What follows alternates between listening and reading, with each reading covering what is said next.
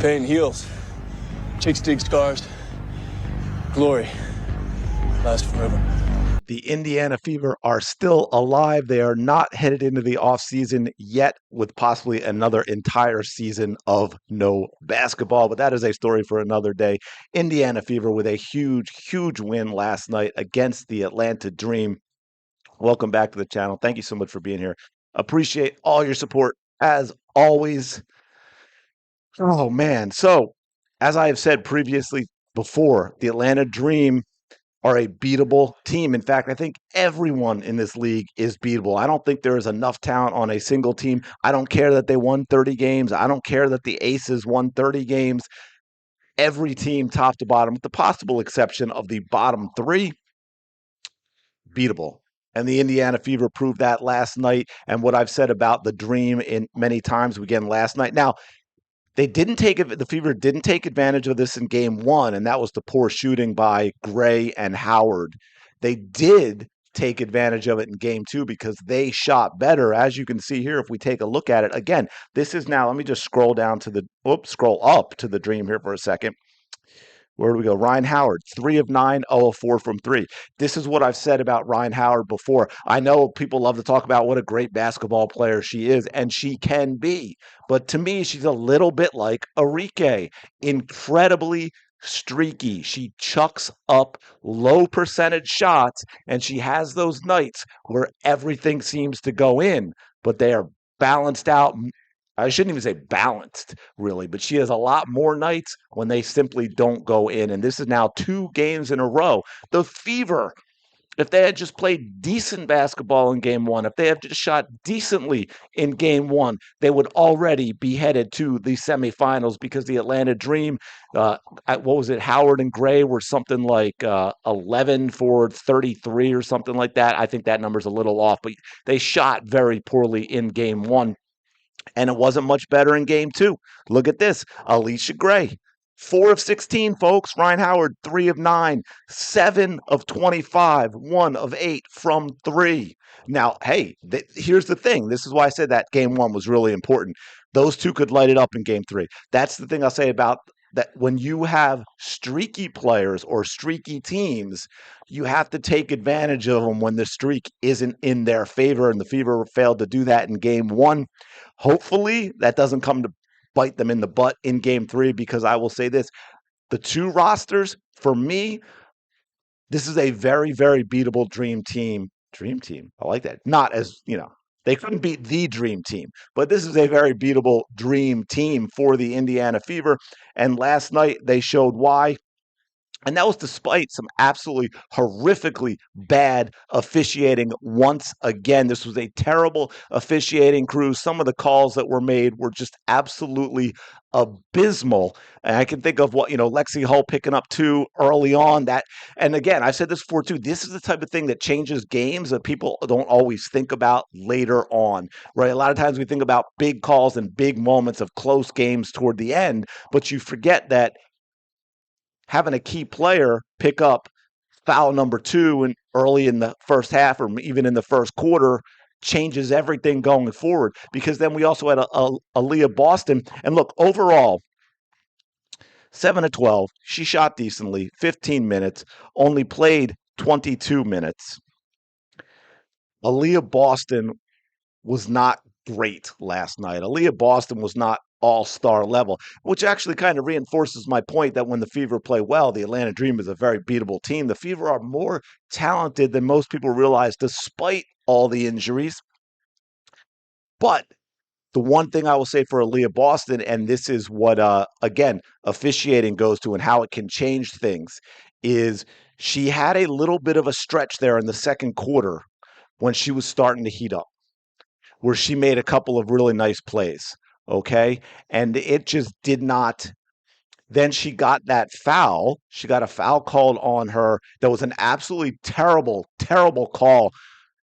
And that was her second foul. That put her on the bench for a while. That shut down the Aaliyah Boston that seemed to be starting to wake up offensively. And then that completely changed her game going forward. But luckily, we had Kelsey Mitchell played well. She was 4 of 8 from 3. We had Michaela Timpson, by the way. Remember Michaela Timpson, that rookie? We all kept saying, why isn't she playing? Why isn't she playing? She came in and played 9 minutes. She was 3 of 3 from the line. Yes, 9 points, 3 rebounds in 9 minutes. Okay, that was huge. And I'll say that Brianna Turner played well, I thought, overall. 20 minutes, grabbed 6 boards. Aerial powers. Now you look at, see, this is why watching games is so important. This is why I can't stand people who only stat watch, who only check out box scores, and then they talk about this, this, and this.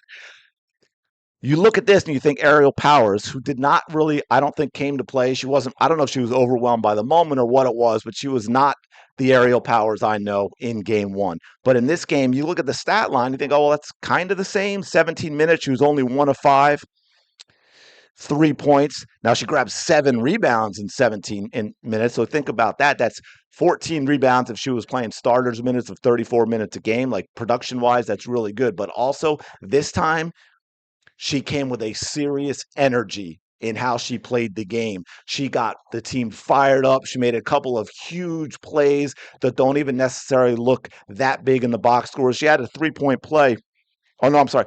Yeah, she made a free throw. Yeah, she had a huge 3-point play in the first half where she grabbed an offensive rebound, made a tough bucket, and then also a play where she did an amazing job to I forget who it was. I'm trying to think who it was for Atlanta. I'm sorry, I can't think of it. Who got a rebound? Aerial Powers didn't give up on the play, got her arm in there, knocked the ball away, flustered the Atlanta Dream player, who then committed a foul against Aerial Powers that really got her fired up, that really got the team fired up. And those are the type of things that don't necessarily show up in box scores. So Aerial Powers, from her energy and her attitude and her effort, brought that tonight. Right, kind of she brought what we seem to get from Lexi Hull all the time: the black eyes, the bloody lip, the just getting banged up all the time, diving on for loose balls and all of that. Aerial Powers brought that to the Indiana Fever last night, and it was absolutely huge for this team. Now I will say this, and from a team perspective, this was kind of good. From a watch perspective, not so much. And that was, it was a very, very ugly game. It was not an entertaining game to watch. It was not a fun game to watch. But yet the Indiana Fever found a way to win it. They got a big, I forget what they ended up. It was 20 something. I can't remember what the ultimate lead was. As you can see, for one of the rare times, they came out big time in the third quarter, 24-15 in the third quarter. Look at Atlanta. I will say this. Atlanta shot, it was a combination. The Indiana Fever played good defense. The Atlanta Dream shot incredibly poorly as well. And 14, 15, 15, 16, folks. I mean, you are going to win a whole lot of basketball games, even if your offense isn't great, when you're holding other teams to 60 points. Now, again, the Atlanta Dream also missed open shots, right? There's that combination. You need that, especially in the way the game is played today. Atlanta, 5 of 19, folks, 5 of 19 from 3. And that is where we get into, I know people love to talk about, and then the Fever were 8 of 19, right? Little big, 3 extra makes on the same number of attempts. And this is where you get where I say it is a the three-pointer is a huge part of basketball, no doubt. And we talk about being able to space the floor and having bigs who can shoot three and all that and how that important.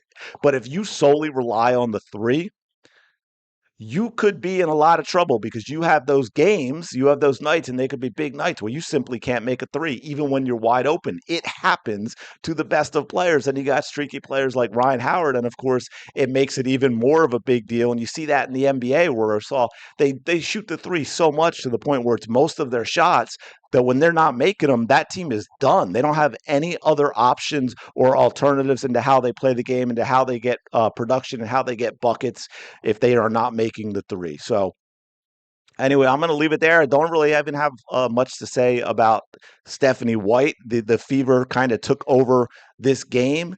They seem to have a lead pretty much all game, up by 6 in the first, tied in the second.